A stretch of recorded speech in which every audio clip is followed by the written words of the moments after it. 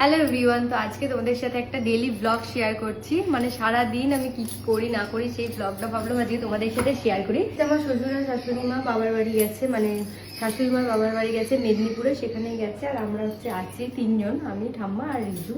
তো চলো আজকে আমি পুরো রান্নাটা করব। মানে আমি বলেছি যে আমি আজকে রান্না করব, যেহেতু সবাই চলে গেছে। আর এইদিকে দেখো সকালবেলায় আমি আলুর তরকারি বানিয়েছি। সকালবেলা বলতে এখন 10টা বাজে। আর এইদিকে ডিমটা আর আলুটা সিদ্ধ বসিয়েছি। আজকে ডিম হবে, কালকে রাত্রিরে মাংস হয়েছে, মাংস হয়েছে সেই জন্য আজকে আর মাংস খাবো না। আর বিকালবেলা মানে সন্ধ্যাবেলায় বিয়ে বাড়ি নিমন্ত্রণ আছে, সেই জন্য ডিমটা আর আলুটা দিয়ে সেদ্ধ বসিয়েছি। হয়েও গেছে মানে, হ্যাঁ সেদ্ধ বসিয়েছি। তো আজকে ডিম আর আলু দিয়ে ঝোল করব, আর তারপরে শাক ভাজা হবে আর ভাত। স্নান টান করে এসে তারপরে করবো। দেখো এটা পুরো সেদ্ধ হয়ে গেছে, বলো। আলুগুলো একটু চেক করে দেখো। না ঠিক আছে, চল এবার হচ্ছে আজকে আমি গ্যাসে রান্না করছি। অনেকেই বলে উনুনে রান্না করো, সত্যি বলছে আমার শাশুড়ি মা মানে আমার উপর রাগ করে যে তুমি কেন উনুনে রান্না করবে। নতুন এসছো বা পুরানোই থাকো, কিন্তু উনুনে রান্না তোমাকে করতে হবে না, তুমি গ্যাসেই করবে। রান্নাই করতে হবে না, কিন্তু তাও আমি জোর জবরদস্তি উনানেই করছি। কিন্তু এখন ভাবলাম আজকে গ্যাসেই করি, আমি উনানেই করবো। যে যা ইচ্ছা আমাকে কমেন্ট করুক, আর আমার শাশুড়ি মাই রাগ করুক, আমি উনানেই করবো, আমার ভালো লাগে। ঠাকুমাকে একবারও দেখানো হয়নি। এই যে ঠাম্মা মানে সকালবেলা ঘুম থেকে চোখ ছাড়বে না, আগে গরম জল করে দেবে ব্রাশ করে দেবে, মানে ব্রাশ করার জন্য। তারপরেই ব্রাশ করার দিন হয়ে যাবে, উনি সঙ্গে সঙ্গে চা নিয়ে হাজির।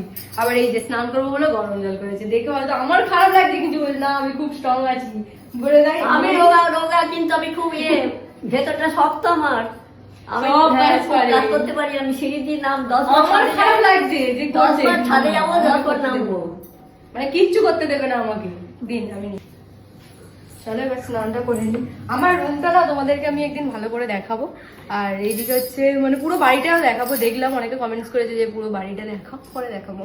দেখো স্নান টান করে শাড়ি পরে নিয়েছি, এবার যাবো ঠাকুর প্রণাম করতে। স্নান করে আমি প্রতিদিনই আগে ঠাকুর প্রণাম করে এসে তারপরে মুড়ি খাই। এখনো স্নান করে আমি শাড়ি পরি, মানে নাইটি এখন পরি না, পরতে বললেও আমার ভালো লাগে না। নাইটি চুড়িদার একবার পরলে আর ভালো লাগবে না, আর এখন শাড়ি পরতেই আমার একটু বেশি ভালো লাগে, সেই জন্য শাড়িটাই পরি। দেখো তারপরে ঠাকুর প্রণাম করে চলে এসেছি। ঠাম্মাই ঠাকুরে জল দেয়, আমাকে আর দিতে হয় না। দেখো দেখেছে স্নান করে ঠাকুর প্রণাম করতে গেছি, এসে মুড়ি খাবো, এই জন্য ডিম নিয়ে বসেছে, মানে ডিম ছাড়িয়ে দেবে, মুড়ি দিয়ে খাবো বলে মুড়ি দিয়েছে। দেখো মানে যেন মনে হচ্ছে আমি 4-5 দিন খাইনি, এক থালা মুড়ি ঢেলেছে।